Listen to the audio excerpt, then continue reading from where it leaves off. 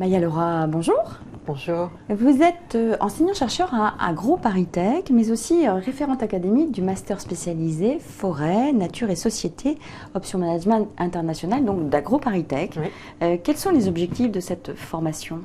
Alors les objectifs, c'est de former des étudiants à la gestion de l'environnement et en particulier des écosystèmes à l'international.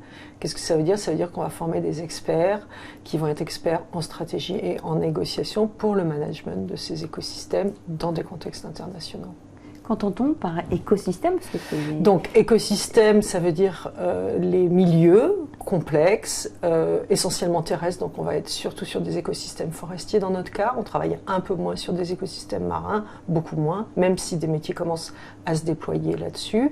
Et donc ça veut dire comment faire pour que ces milieux continuent à produire des biens et des services environnementaux, que ces milieux ne soient pas impactés de telle façon qu'il n'ait plus de moyens de se maintenir, donc de les préserver, de permettre que leur fonction en tout cas et les services qu'ils donnent soient préservés, et puis de prendre soin qu'aussi des filières qui pourraient les impacter trop durement.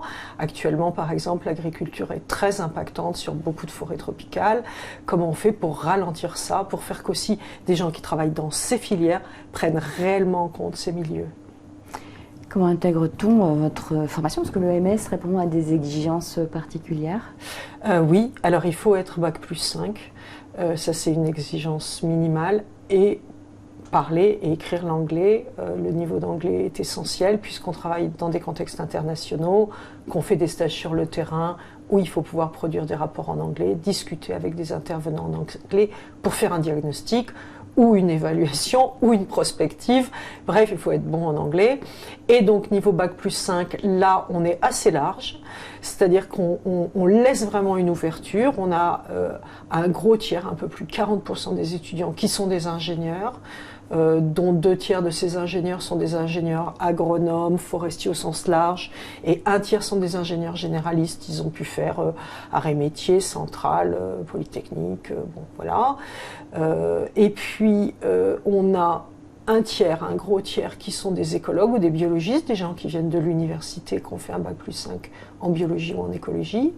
Et puis on a, c'est pas encore tout à fait un tiers, on va dire 25% d'étudiants qui viennent des sciences humaines et sociales, et en particulier des métiers du management, donc soit des écoles de management, soit aussi des instituts politiques, des IEP.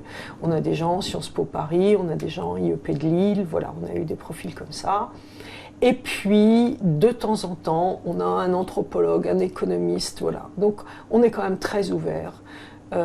Par contre, la lettre de motivation, pourquoi les gens vont vers l'environnement, quelles capacités ils ont, d'où ils viennent, pourquoi ils veulent aller vers ça, pourquoi ils sont préoccupés par les écosystèmes, c'est un enjeu majeur.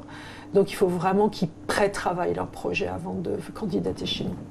Très rapidement et schématiquement, vous avez une formation très particulière, un format pédagogique très particulier. Dites-nous tout. Oui, alors le format pédagogique est tout à fait particulier puisque en fait on commence en Guyane, on commence 1 mois en milieu de forêt tropicale pour qu'ils aient la sensibilité à ce milieu, mais aussi qu'ils voient ce que ça veut dire que les chercheurs qui travaillent sur ce milieu. Et puis on va dans le centre Agro ParisTech de Nancy pour qu'ils comprennent les enjeux de la gestion des écosystèmes forestiers, des forêts surtout. Puis on a une collaboration avec HEC, avec la filière Alter Management de HEC, donc ils sont à HEC. Puis ensuite ils sont à Montpellier, chez nous, donc là au cœur de la formation qu'on leur donne pour préparer le projet d'évaluation d'un projet environnemental. Donc là, ça veut dire qu'on part avec les étudiants sur le terrain. Donc il y a eu des années en Inde, au Maroc, et puis les Balkans cette année. Maya Leroy, merci. Je vous en prie, merci à vous.